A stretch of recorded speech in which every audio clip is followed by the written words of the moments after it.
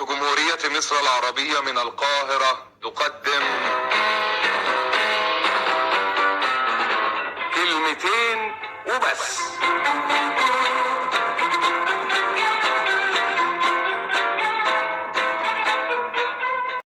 تسمع حضرتك على الله يحنن.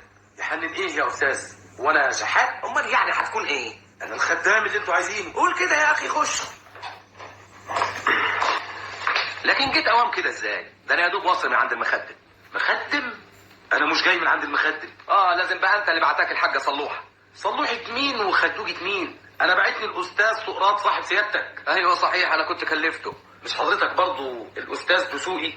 لكن ولا مؤاخذة يعني انا راخر بشبه. انت مش بسبوس؟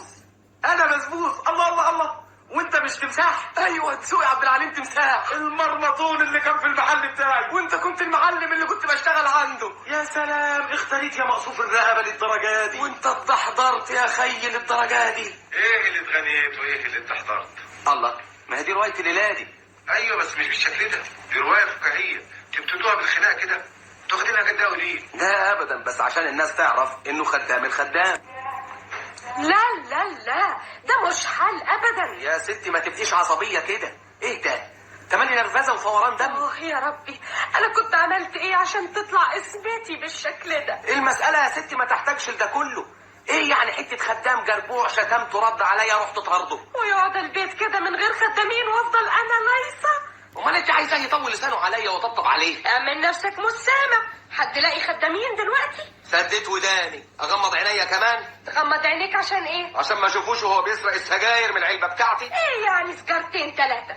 ضلعوك قوي؟ مش ضلعوني، انما اللي يسرق سيجاره يسرق فابريكا بزيها. طب اتفرج بقى على الوساخه والزباله اللي اتكومت فوق بعضها. وتتكوم ليه بس؟ هو البيت ما فيش سكان؟ نعم.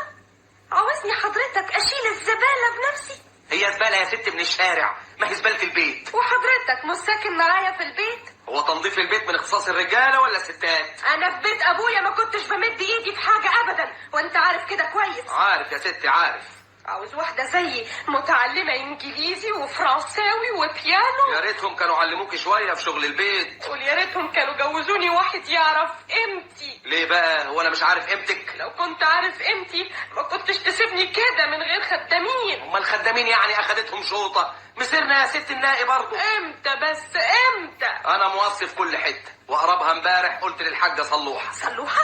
صلوحه دي تطلع ايه؟ الوليه بتاعت الفراخ، قلت لها تدبق لنا على اي حد وتبعته لنا اوام. يعني اقول لك ايه دلوقتي؟ لا تقولي ولا تعيدي. هم الخدامين بيوصوا عليهم الحاجه صلوحه برضو؟ امال يعني يوصوا عليهم قلم الاستيراد؟ يوصوا عليهم عند المخدم يا سيدنا الافندي. ما تعرفش دي؟ هو يعني اللي بيبعتوا المخدم باربع ايدين واللي تبعته صلوحه بايد واحده؟ لا ده اسمه كلام ده. مش كلام ليه؟ انت مش ليكي خدام وخلاص؟